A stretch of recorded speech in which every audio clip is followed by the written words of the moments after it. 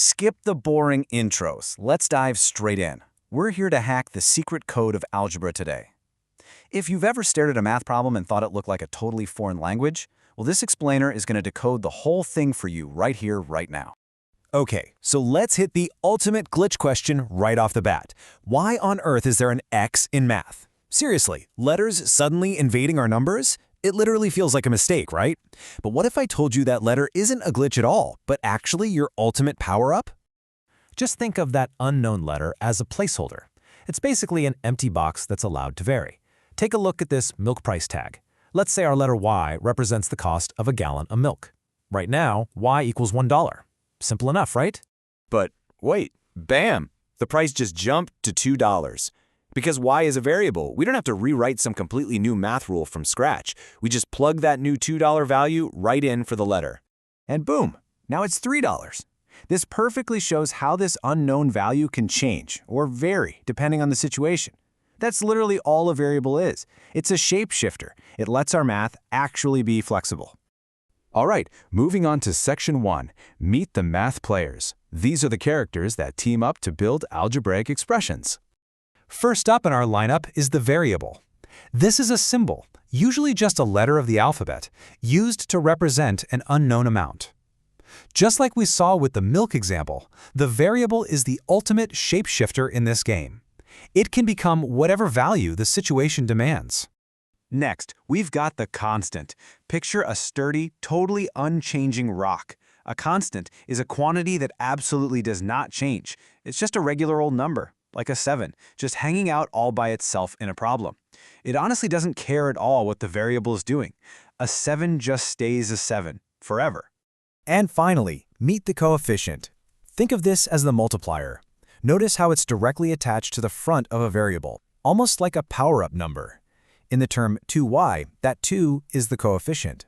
It tells you exactly how many of those variables you're actually multiplying. So how do all these players actually interact? Well, let's look at expressions versus equations. An expression, like 5x plus 3, is just a mathematical phrase. Notice there's absolutely no equal sign there. But an equation, that has an equal sign. It represents a complete thought, like 5x plus 3 equals 13. For today, though, we're going to keep our focus purely on the expressions. Which brings us to Section 2, Apples, Oranges, and Traps. Time to talk about some major misconceptions. Okay, here is the ultimate trap, believing that 5x plus 4 equals 9x. I know, it is incredibly tempting to just mash that 5 and the 4 together based on basic addition, right? But the truth? 5x and 4 are unlike terms. The 5 is attached to a variable, and the 4 is just a constant chilling on its own. They absolutely cannot be merged. Trying to do so is a literal game-over misconception. And here's an analogy that brilliantly illustrates why. Let's talk fruit. If x represents oranges and y represents apples, 2x plus 3y simply means you have 2 oranges and 3 apples. That's it. You still just have 2 oranges and 3 apples. You can never, ever combine unlike terms into some bizarre orange-apple hybrid. It just doesn't work. But what if we have 2x plus 3x? Well, that's 2 oranges plus 3 oranges. Now that the variable parts are exactly the same, you finally have what we call like terms, and you can easily combine them by just adding those coefficients together. 2 plus 3 is 5, giving us 5 oranges, or 5x. Easy, right?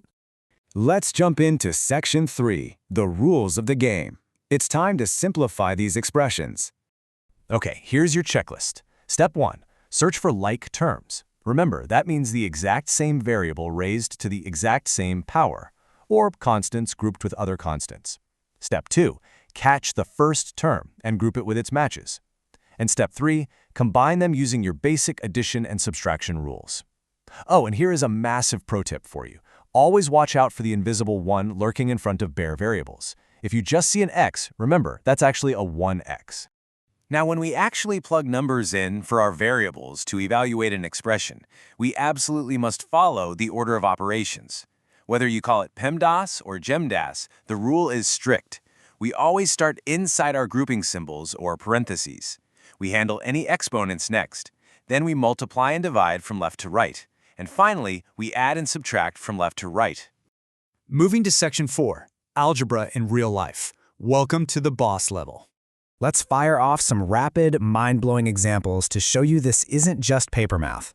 Look at the code behind your favorite video games. A character's jump height is actually dictated by an algebraic expression, something like 10t minus 5t squared, where t is literally the time you hold down the button. Or how about taking a road trip? The distance you travel is simply 60t, where 60 is your speed and t is your travel time. It's all algebra, everywhere. It's even hiding in the kitchen. Adjusting a cake recipe to feed more of your friends relies entirely on basic algebraic expressions.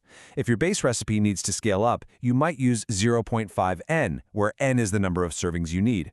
Understanding this math is exactly what prevents a complete baking disaster when you're trying to double a recipe. Finally, Section 5. Your turn to play. It's time to level up your math. All right, I am issuing an interactive challenge to wrap this explainer up. Take a look at this actual homework problem. Sarah was asked to identify the coefficients and constants in the expression 4 plus n plus 7m, and she made a massive mistake. Can you spot Sarah's error? I dare you to pause this right now, solve the homework on the screen, and officially level up your math game. You've got the secret code now, so go out there and use it.